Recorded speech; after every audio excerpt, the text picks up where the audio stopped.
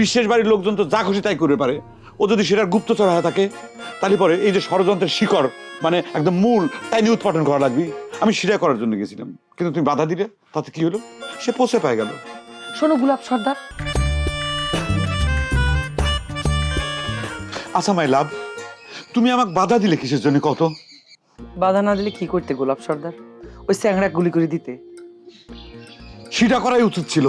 তাই নাকি? হ্যাঁ। তারপর তারপর কি হইতো? তারপর যে সারা জীবন তোমাকে ওই লাল দালানের ভাত খাওয়া লাগতো, সে খেয়াল কি আছে? দেখো মাই লাভ, এত ভাবাভাবির কোনো সময় নাই। সে যেভাবে ডিস্টার্ব করতেছে তাক আসল মানে একদম মানে সাহায্য করা দরকার। কেন তুমি বারবার তাক কেন সাহায্য করতে চাচ্ছ? এই কথাটা আমাকে একটু কত, সে কি দোষ করেছে?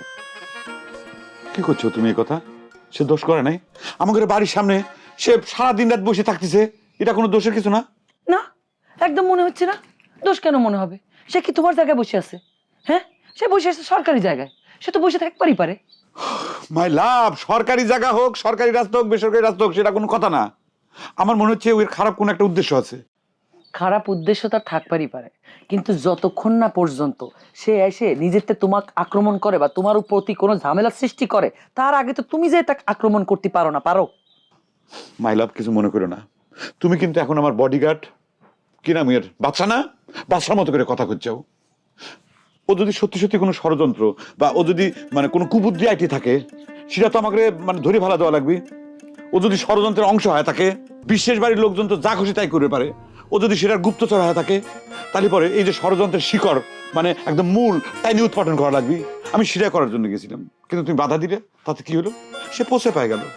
শোনো গোলাপ সর্দার, তোমাকে আমি আগেও কইছি, এখনো করছি, তুমি এই স্যাংরাক যতবার বাধা দিবার যাবা, এই স্যাংরাক তত বেশি ঝামেলা করবি, তত বেশি এই বাড়ির সামনে এসে এরম ডিস্টার্ব দিবি, তত বেশি মানুষজন জানাজানি হবি, তত বেশি সর্দার বাড়ির মান সম্মান নিয়ে টানাটানি হবি।